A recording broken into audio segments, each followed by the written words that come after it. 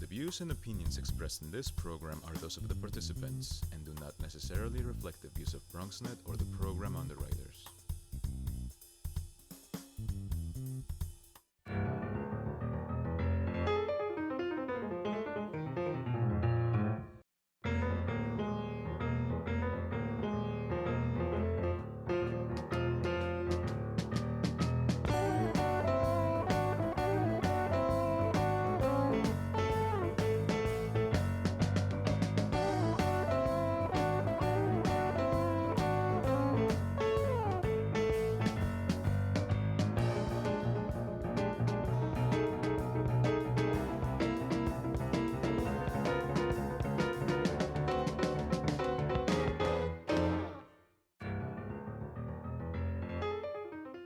Good evening and welcome to BronxTalk. Tonight we visit with the chair of the city's Land Use Committee, who also happens to be the council member from the Bronx's 17th Council District.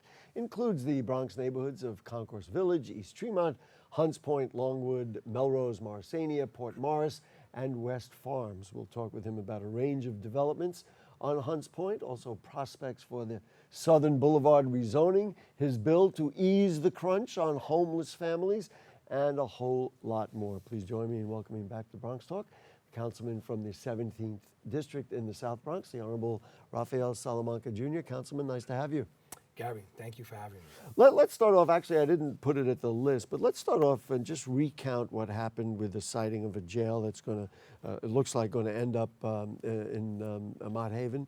You and the Land Use Committee were probably ground zero for all that kind of dialogue. Talk to me about the development of it and how we got to where we are. Well, Gary, first, I am in agreement that Rikers needs to close. I went to visit Rikers about 3 years ago as an elected official, and they rolled out the red carpet for me. And what I saw really devastated me, even with the city rolling out the red carpet. So immediately, I was supportive of the plan of shutting down Rikers. Why don't you just tell us about what you saw? Well, what was so disturbing? Some, the way some of the teens were being held in Rikers Island.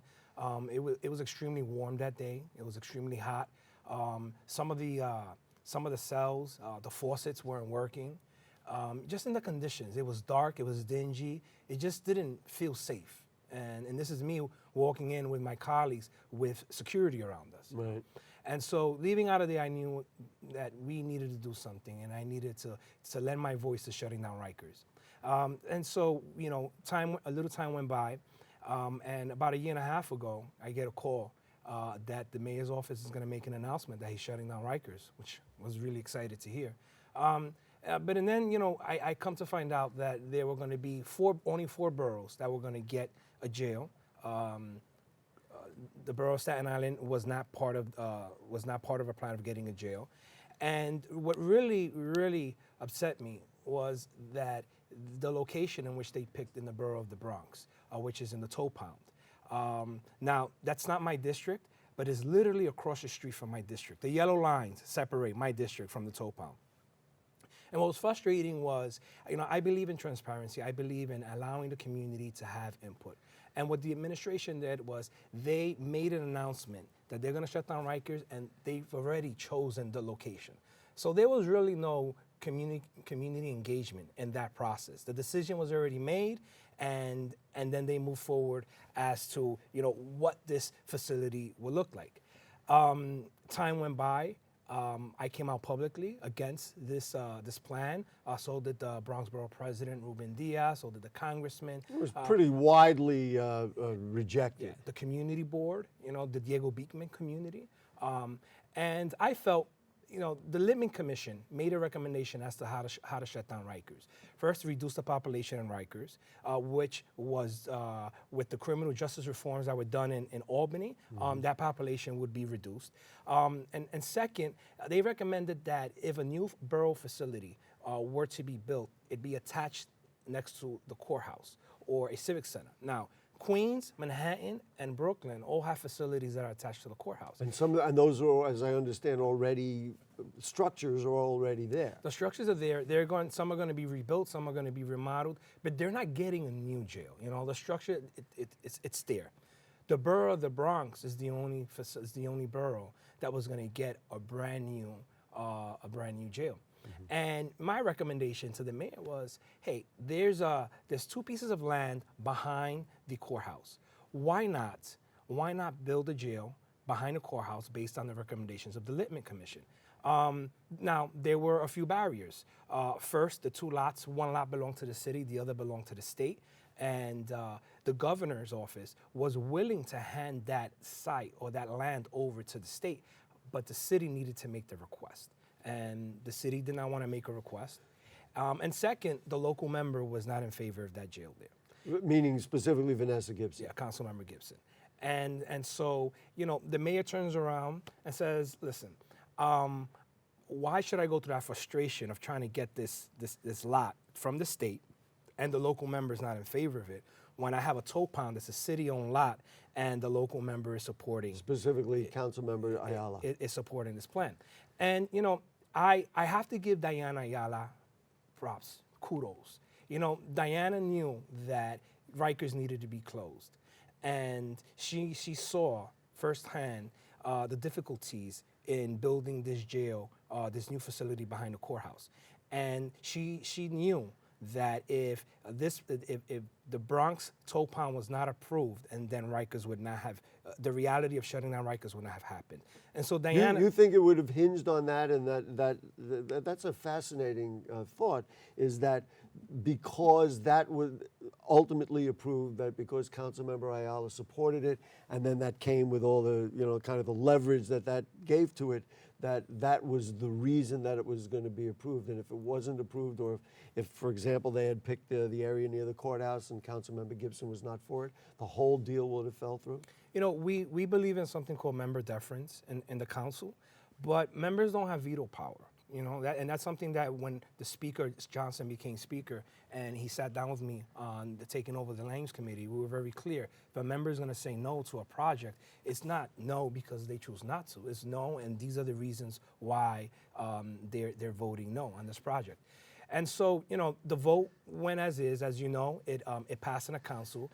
I voted no for the jail in the borough of the Bronx. But then you voted for the project ultimately. I voted, so the way the land use application, the administration tried to package this ULURP. However, in the council, when we vote, you can vote individually on different applications. And so I voted no on the application to build a jail at the tow pound. But I voted yes to close down Rikers, and I voted yes to build the jails in the other You boroughs. have been very outspoken about the Vernon C. Bain barge that is out there. Is that now part of the dialogue, or is that now off the table? Because we've dealt with Rikers and now we're moving to another subject. And so it was also frustrating when they announced the plan to close down Rikers that the barge, the Vernon C. Bain Center, originally, in their original announcement, was not part of the plan. And so immediately we put out a statement calling out the administration for not having the barge as part of their plan. And the administration came back later on and revised their plan and said, no, the closing down Rikers would be about an 8 to 9 year plan. They anticipate closing down Rikers by the end of 2026, and the barge would be shut down or would be closed at the end of 2026. Now, what's frustrating about the barge. 2026, by the way, is not like tomorrow. No. I mean, I can count. We can all do the math. What's frustrating about the barge was ordered in 1988 by Mayor Ed Koch. Did not get here until 1992. Now, David Dinkins is mayor. The reason for ordering the barge was the amount of detainees that were on Rikers Island. They just did not have the capacity. And so David Dinkins comes to the community and says, I'm going to place this floating jail in your district, in Hunts Point, but it will be a temporary thing. I was going to say it was a temporary thing. And so we reduced the numbers, or we reduced the population in Rikers Island. But 27 years later, that jail is still here. Still here, and you're going to get another 6 years on it. I do want to just add one kind of asterisk to the note about veto power. To my knowledge, the one time that it was overturned was with the filtration plant in the North Bronx. That council member, that it was well before your time, but Councilmember Capel was totally against it, and the council outvoted him. And of course, now history will show that we have it. Just point of history. Just wanted to mention that. Let's talk about Hunts Point. There's a lot of talk about sustainability at Hunts Point. So the world's largest food market provides, I forget what the percentage is, something like 70% of the city's food, and yet it's on a peninsula. We know what the pressures are of potential for weather disasters and everything else. Talk about the sustainability and how there really isn't, at the moment, a full comprehensive plan to deal with sustainability at Hunts Point. Well, Gary, you know, sustainability is a big issue for us in the Hunts Point community. We have the world's largest food markets. We have the meat market, produce, and fish markets. They generate about $3 billion of revenue a year. There's local hiring, and you're correct, 70% of our food source comes from the produce market. And when I got elected, you know, I knew immediately that in touring the markets, I knew immediately that I needed to lend my voice to see how, as a council member, I can protect and bring more sustainability to the markets. Something that I did, for example, in the meat market, I was able to allocate close to $4 million to provide them with backup generators. Should the meat market lose power for 3 days, they would lose $100 million worth of meat. 3 days. In 3 days. And that is certainly possible given, you know, God forbid there's a hurricane or some other disaster or even an electrical disaster. We saw an explosion at in Parkchester the other day. So it's possible. Yeah. And so... And it would be a disaster. It would be... In many ways. It would be a disaster. When Sandy hit, you know, we were lucky in Hunts Point that it was low tide. Could have been high tide. Who knows the damages that this superstorm would have done to the Hunts Point community. After Sandy hit, the federal government put out a grant, and in conjunction with the federal government and the city of New York, there was about $70 million that was allocated for sustainability in the Hunts Point Peninsula. They went out and they spoke to the community. The community wanted flood walls. That's in reality what the community was asking for. But the city of New York, EDC, thought that microgrids would be more appropriate to protect. And what does that mean? Microgrids, again, a backup source of energy should the markets, not just the meat market, but the other markets lose electricity. There was also electricity that would be provided to 2 schools in the district should you need a shelter in the area should a storm devastate the Hunts Point community. So now, are those in play? I mean, we did a show on the possibility of geothermal technology increasing the sustainability for Hunts Point in those cases. That would be an overhaul of energy in the area. Are you satisfied with where we're at right now? No. You know, the city moves at a very snail pace. And as a result, you know, a couple of years have gone by after the city has been awarded or decided how this funding is going to be utilized, and we still have not seen EDC move forward. So my office is aggressively working with EDC on getting a proper timeline for the markets and the Hunts Point community as a whole, so that we can, you know, figure out when this project will be a reality. Mm-hmm. Sounds like the fight is still on. Yes, it is. Let's do good news on Hunts Point. You are undoubtedly thrilled about La Peninsula, which is going to be a replacing Spofford, a brand new facility. Talk to me a little bit about why you're excited and what the prospects are. I understand they just had another ribbon cutting, right? Yes. So, you know, the Spofford Juvenile Detention Center was in the Hunts Point community for over 50 years. You know, it's something that plagued our communities in the Hunts Point community. And in 2011, it was a relief. The city decided to shut down that juvenile detention center, shut it down for good. And I was a district manager of that local community board. And then I came in as a local council member, and here we are with this project to create that jail into 750 units of 100% affordable housing, light industrial work. There will be 2 schools that will be built there. Local non-for-profits will have access. There will be green space. Commercial space? There will be commercial space there as well. It would be an economic engine and a job creator. And so, it was really exciting about, I would say, 8 months ago to see the demolition of this jail. And recently we did a groundbreaking, and they're moving forward with phase one of the project. Considering its location, it really has a chance to be somewhat transformative for the community, I think. In other words, as opposed to saying, well, we have this huge correctional facility, we're going to have an area where people can walk through and people will, have a real neighborhood that will be quality housing for people. Of course, affordability is always the big question, but you say it will be affordable. Well, what's key here is, we're working on rebuilding the Hunts Point or the South Bronx as is.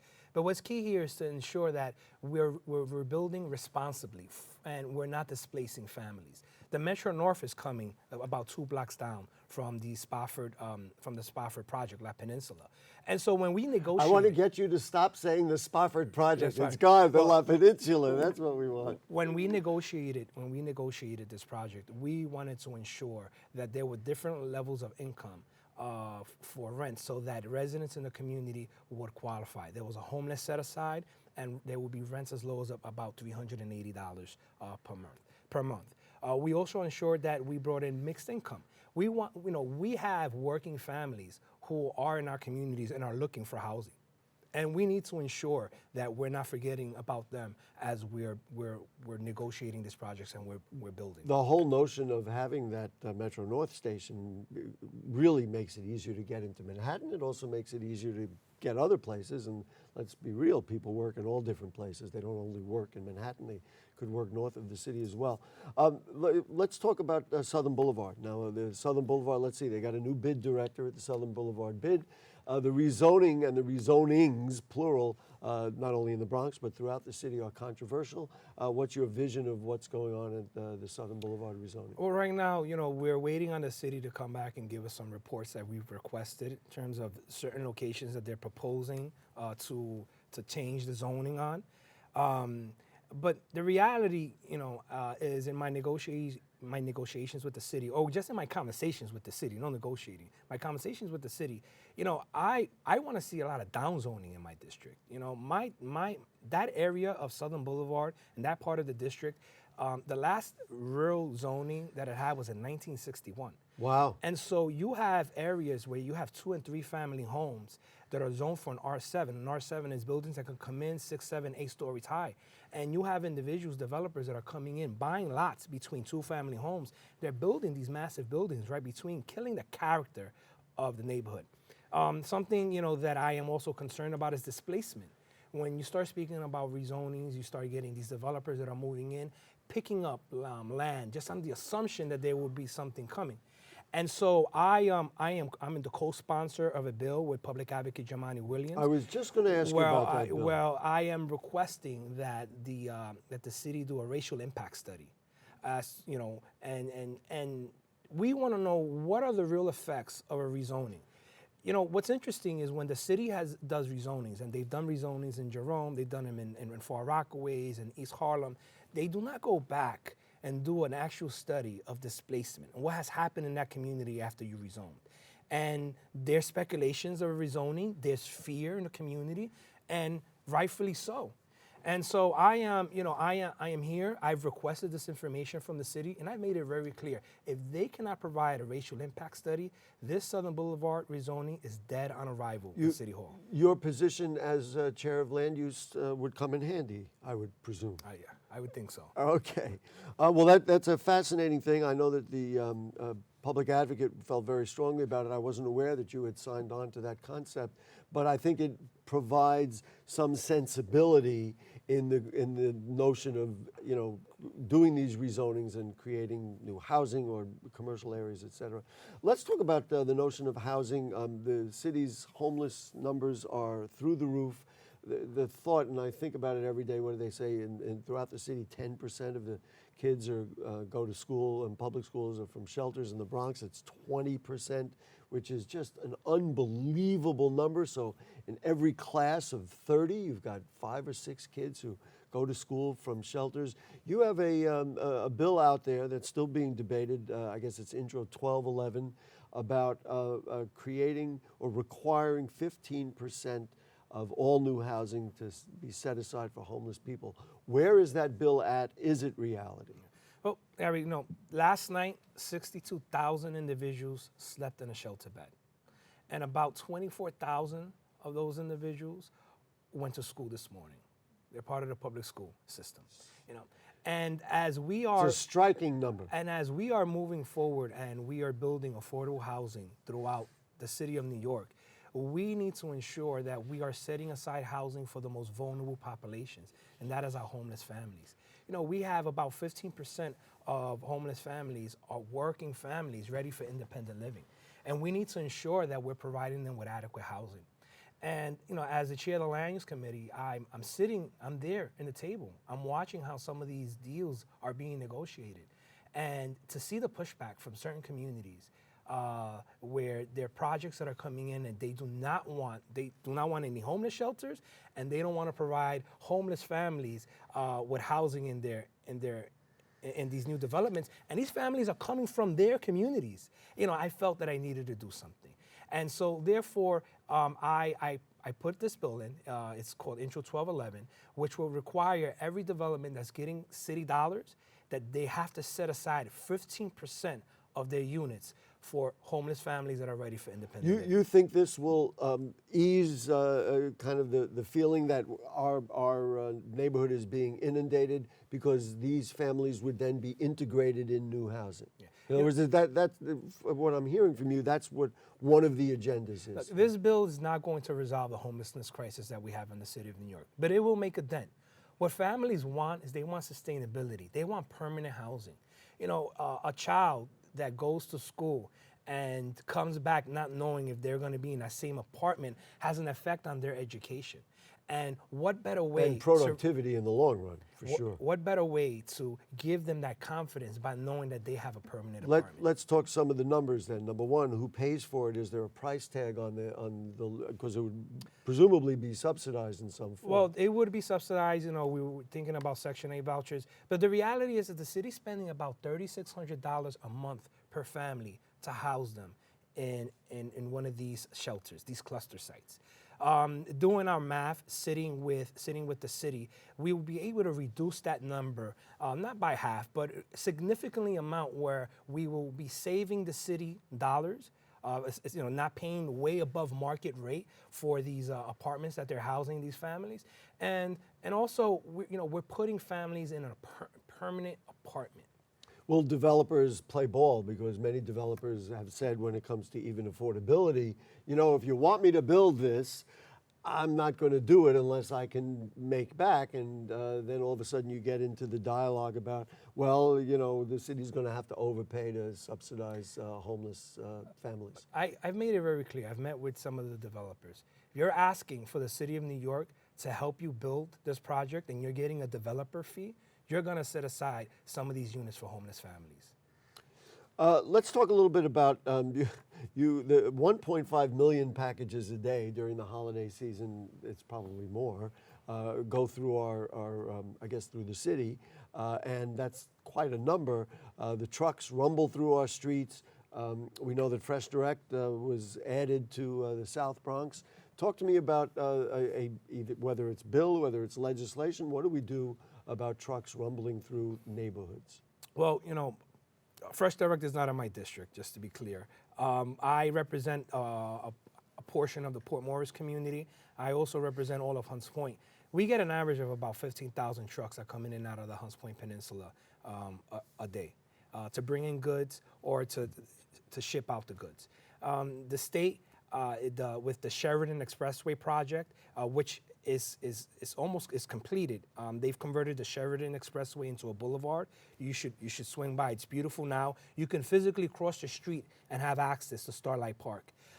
Phase 2 of Pretty exciting, and I have been there. Phase 2 of this project, they will add ramps that will go in and out of the Hunts Point community, therefore eliminating the trucks from driving into residential areas of our communities to get in and out of the Hunts Point community. Mm-hmm. And then finally, the City of New York has an RFP out, Fright NYC, where they would barge in the goods and barge out the goods. It's in the inception where they're getting proposals, and I'm looking forward to that proposal.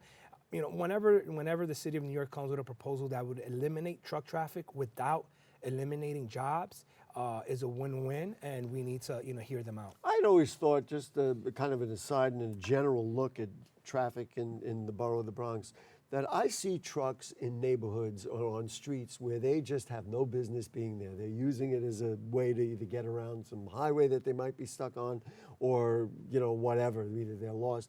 Isn't there a way to kind of start really looking at Bronx streets and saying, you know what, these trucks don't belong on these streets. It's not a thoroughfare, and they go, I see big trailer trucks on these little neighborhoods, and I just can't believe it. Isn't there a way to look at kind of a rezoning or redistricting in that way? Well, in Hunts Point, decades ago, the Hunts Point community was struggling with trucks driving through neighborhoods that they had no business driving through. And so the community board got together with the stakeholders, and they sat down with DOT and the state, and they created truck routes in which trucks, if they want to get into the markets, they would have to drive through those routes. If they drive through a non-truck route, enforcement will be necessary, and they would be fined. I guess what I'm asking is, could we make it larger for other areas, maybe not directly your purview, but it certainly would be interesting to me. I recommend communities that are suffering from trucks driving through their communities and they have no business driving through there, they should reach out to their representatives and request a truck route. Final question, a little politics here. Congressman Serrano is retiring, and boy, oh boy, the numbers of candidates are out there. Do you have a favorite candidate? What are your thoughts about that race? First I want to give big kudos and thank you to Congressman Serrano for his decades of service to our community. He served with integrity, and I thank him, and he's a friend. This congressional race, who knows? We have 13 individuals, candidates that have declared. Myself and my office, we have not taken a position. You anticipate that you will? I don't know. We've just taken back. There's a lot of friends that are running in this race, and at the moment, we'll see what happens. Petitions needs to hit. People need to make the ballot. We have no idea what will happen there. We'll wait and see, but I'm sure, like I will be, you will be watching very closely. Yes. Councilmember Rafael Salamanca Jr., thank you so much. It's always great to have you. There's never enough time and always many, many issues. We hope you'll join us again. Thank you for having me. Great. Okay. Folks, if you have further questions or comments on anything you heard on tonight's show or anything going on in the Bronx, send us an email at BronxTalk@BronxNet.org. You can send us a tweet at BronxTalk. You can post them on our Facebook page. We thank our producer is Helen Greenberg. The director is Nick Marrero. And guess what? We'll see you next week. Good night.